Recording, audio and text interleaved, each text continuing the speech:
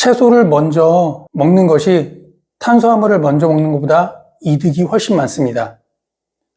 무슨 얘기냐? 똑같은 양을 먹더라도, 예를 들어 짬뽕 한 그릇을 먹더라도 먼저 단무지나 양파, 반찬이 있는 것들을 먼저 먹고 그 다음에 짬뽕에 있는 채소들, 청경채, 양파, 다양한 것들, 그리고 단백질, 그 안에 들어있는 오징어라든지 고기라든지 이런 것들을 먹고, 그리고 어느 정도 먹고 난 다음에, 섭취하고 난 다음에 면을 먹는 것입니다.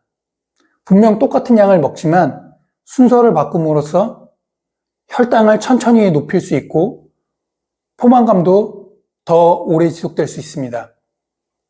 이게 무슨 얘기냐면, 고속도로에 차가 한 대도 없다면 엄청 빨리 달릴 수 있는 스포츠카는 최고 속력으로 달릴 수 있습니다. 하지만 고속도로에 차가 많다면 아무리 빨리 달리는 스포츠카도 차가 막히면 달릴 수 없죠. 마찬가지입니다. 채소나 단백질, 지방, 이 섞여 있는 것들을 먼저 먹게 되면, 특히 채소는 소화가 빠르게 되지 않고 흡수가 빠르게 되지 않습니다. 그렇기 때문에 도로를 막게 하는, 도로에 차가 많은 것과 똑같습니다. 그러면 그 다음에 아무리 흡수가 잘 되는, 소화가 이미 되어 있는 설탕을 먹는다 할지라도 스포츠카와 같은 겁니다. 빠르게 달릴 수 있는 스포츠카인데 앞에 차들이 정체되어 있으면 달릴 수 없는 것처럼 다른 장애물들이 있는 것입니다. 설탕의 흡수를 방해하는 것들이죠. 그러니까 천천히 흡수가 되는 것이고, 천천히 흡수가 되니까 혈당이 급격하게 오르지 않는 것입니다.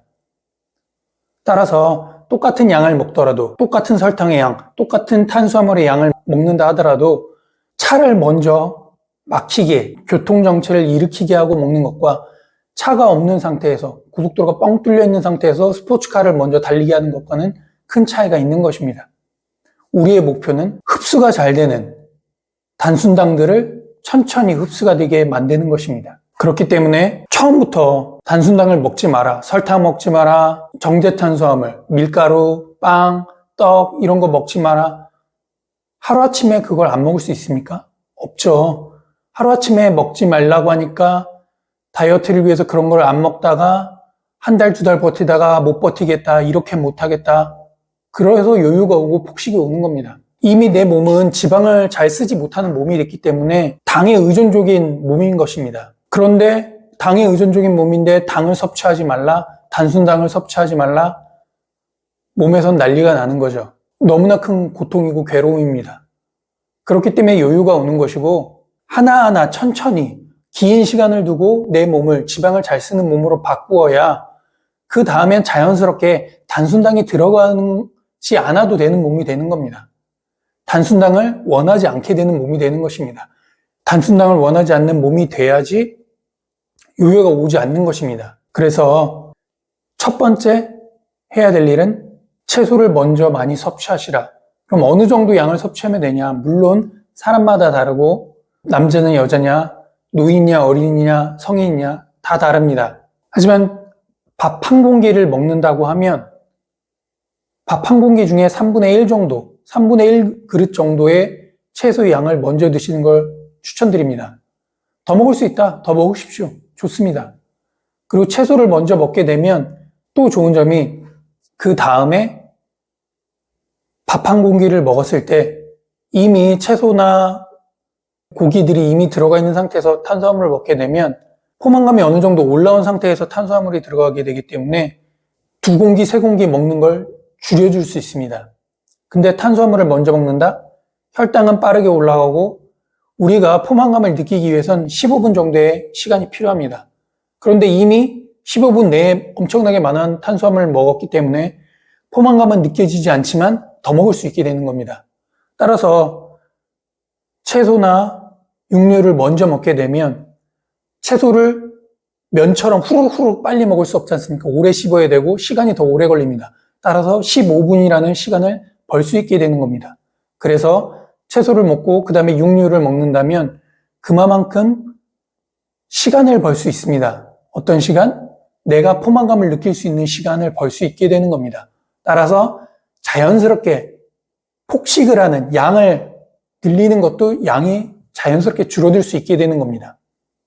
따라서 첫 번째, 혈당 스파이크를 올리는 것을 방지해주는 역할을 하게 되고, 두 번째, 폭식을 막을 수 있는 역할을 해주게 됩니다. 그래서 첫 번째, 여러분들이 해야 될 한 달 건강 챌린지는 채소를 먼저 먹어라입니다. 예를 들어 드리자면 김치찌개를 먹으러 갔습니다. 밑반찬들이 나올 수 있죠. 밑반찬들이 거의 없는 식당도 있을 수 있습니다. 그렇다면 김치찌개에 김치를 먼저 먹는 겁니다. 김치찌개 안에 들어있는 김치, 양파, 파, 참치김치찌개라면 참치도 먼저 먹는 것입니다. 그리고 나서 어느 정도 밥의 3분의 1 공기 정도를 먹었다 하면 그 다음에 밥과 함께 먹으면 됩니다. 짬뽕을 먹으러 갔다, 짜장면을 먹으러 갔다, 양파를 먼저 먹고요. 생양파. 단무지에도 사실 당이 들어가 있습니다. 새콤달콤하잖아요. 그래도 면을 먹는 것보다는 낫습니다.